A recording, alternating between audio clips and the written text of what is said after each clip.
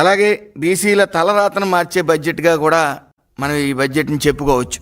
అయితే 2022-23 వైఎస్ఆర్సీపీ కాలంలో ఈ 22-23 ఆర్థిక సంవత్సరానికి గాను 26,000 కోట్ల రూపాయలు మంజూరు చేయడం జరిగింది. మరి అలాగే బీసీల తలరాతలు మార్చే విధంగా చరిత్రలో ఎన్నడూ లేని విధంగా 24-25 సంవత్సరానికి గాను ఆర్థిక సంవత్సరానికి గాను మన ప్రియతమ ముఖ్యమంత్రి నారా చంద్రబాబు నాయుడు గారు 39,000 కోట్లు మంజూరు చేయడం జరిగింది.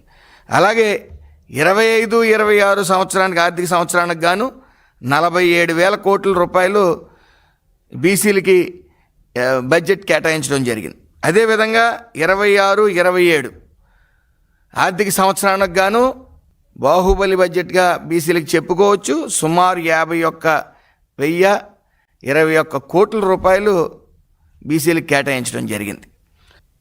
మరి బీసీలకి సుమారు 26 పథకాల నుంచి 28 పథకాలు జగన్మోహన్ రెడ్డి నా బీసీలు నా వెన్నుముక అని చెప్పుకుంటూ మరి ఓట్లు వేయించుకున్న తర్వాత ఈరోజు బీసీల గురించిన ఆలోచన చేసిన పరిస్థితి ఎక్కడా లేదు. గత ప్రభుత్వంలో బీసీలకి స్థానిక సంస్థల రిజర్వేషన్లో కూడా 34% నుండి 24% తగ్గించుకోవడం, దాదాపు తగ్గించడం వల్ల వాళ్ళ అశ్రద్ధ వల్ల సుమారు 16,800 మంది అధికారానికి దూరం అయ్యారని మనం చెప్పుకోవచ్చు.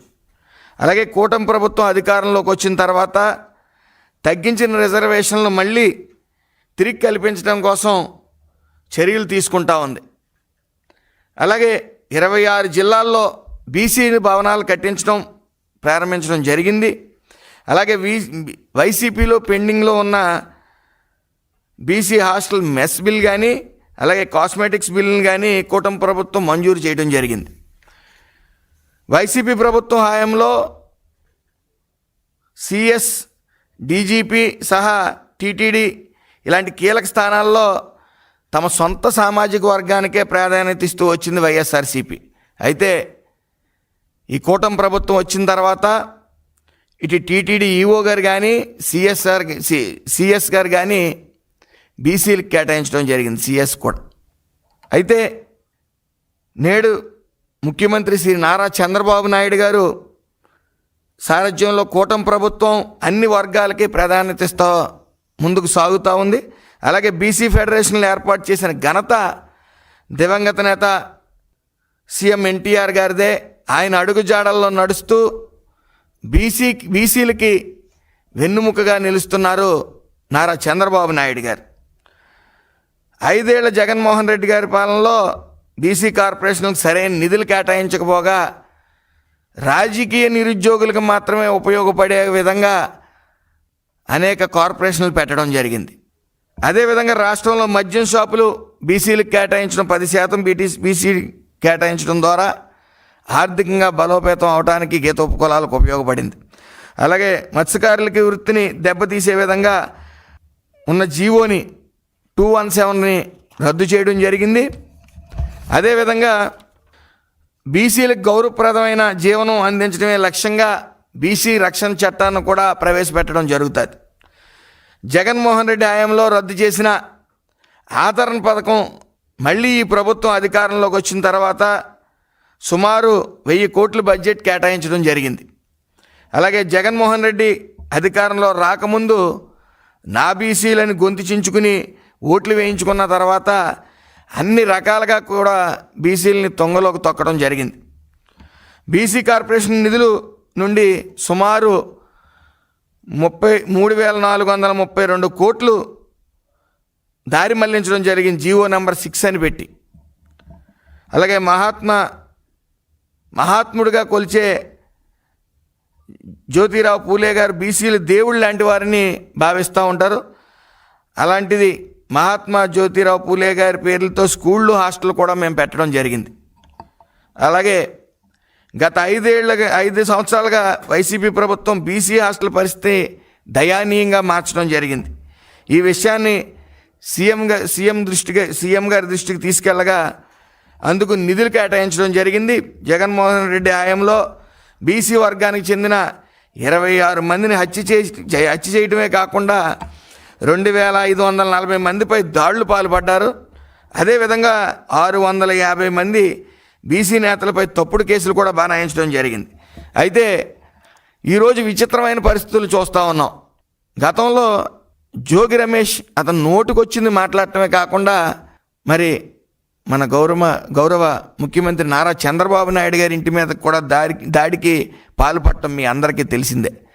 అయితే నిత్యం బూతుల మీద బతికే జోగి రమేష్ ఒక్కసారిగా అవినీతి కేసుల్లో ఇరుక్కుని కల్తీ మద్యం ఏర్లై పారిందామని చూసి ప్రభుత్వానికి చెడ్డ పేరు తెద్దామని చూసి అడ్డంగా దొరికిపోయిన వైనం. దాని నిమిత్తం 83 రోజులు జైలు చేయడం కూడా మీ అందరికీ తెలిసింది.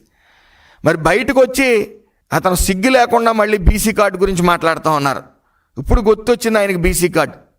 ఈరోజు బూతులు మాట్లాడి దాడులు చేసి అవినీతి చేసి జైలుకి వెళ్తుంటే బయటకు వచ్చి కులం కార్డులు వాడుతూ ఉన్నారు.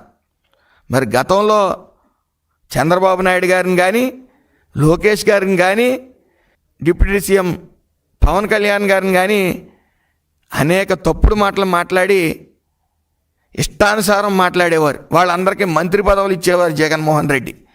ఆ రోజు మీరు గమనించాలి, ఎవ్వరూ కూడా తెలుగుదేశం పార్టీలో కులం కార్డులను వాడి కులాలను రెచ్చగొట్టడానికి చూడలేదు. ఈ రోజున మళ్ళీ కులం కార్డులను తీసుకుని వచ్చి కులాలను రెచ్చగొట్టే వైఖరిని మొదలుపెట్టింది వైఎస్ఆర్సీపీ. అయితే జోగి రమేష్ గారు ఒకటే ఆలోచించాలి, మీరు బీసీలకు ఏం చేశారు, లేకపోతే మీ సొంత సామాజిక వర్గం గీత ఉపకులాలకు మీరు ఏం చేయగలిగారు. ఈరోజు మేము సగౌరవంగా చెప్పుకోగలుగుతున్నాం. గీత కార్మికులుగా మేము అందరం సగౌరవంగా చెప్పగలుగుతున్నాం. 10% లిక్కర్ లైసెన్స్లు ఇవ్వడం జరిగింది, 50% ఫీజు రాయితీ ఇవ్వడం జరిగింది. అలాంటి ప్రయత్నం మీరు ఏమైనా చేశారా? చేయకుండా ఈరోజు వచ్చి ఆ రోజు బీసీలు అంటే మీకు గుర్తులేరు. గుంటూరు జిల్లాలో మరి రాజాం నియోజకవర్గంలో బాపట్ల జిల్లా చెరుకుపల్లి మండలంలో పంచాయతీ పరిధిలో ఉప్పలవారి పాలెంలో ఉప్పల అమర్నాథ్ని పెట్రోల్ పోసి తగలబెట్టడం మీకు తెలిసిందే.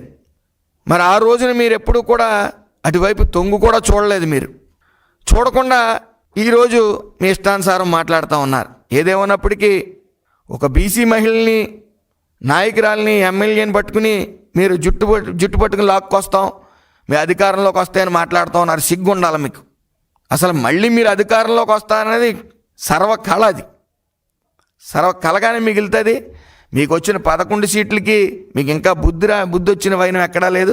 ఏదేమన్నప్పటికీ బీసీల కార్డు వాడుకునే అర్హత ఈ జగన్మోహన్ రెడ్డి గారి టీంకి కానీ వైఎస్ఆర్సీపీకి కానీ లేదని తెలియజేసుకుంటూ, మరి ఇప్పటికైనా మీరు కళ్ళు తెరిచి బీసీ కార్డులు వాడటం మానేయండి. ఏ కార్డు పట్టుకోవడానికి మీకు అర్హత లేదు. ఏ సామాజిక వర్గానికి మీరు న్యాయం చేయలేదు, ఆఖరికి మీ సొంత సామాజిక వర్గానికి కూడా అని మీరు గుర్తించాలి జగన్మోహన్ రెడ్డి గారు. ఏదేమన్నప్పటికీ ఈరోజు ప్రవేశపెట్టిన బడ్జెట్, ముఖ్యంగా బీసీలకు ప్రవేశపెట్టిన 51,021 కోట్లు మరి బాహుబలి బడ్జెట్గా మనం అందరం కూడా సంతోషించదగ్గ విషయం ఇది. బీసీలందరూ కూడా మరి అలాంటి బడ్జెట్ని ప్రవేశపెట్టిన చంద్రబాబు నాయుడు గారికి హృదయపూర్వక ధన్యవాదాలు తెలియజేసుకుంటూ నమస్కారం.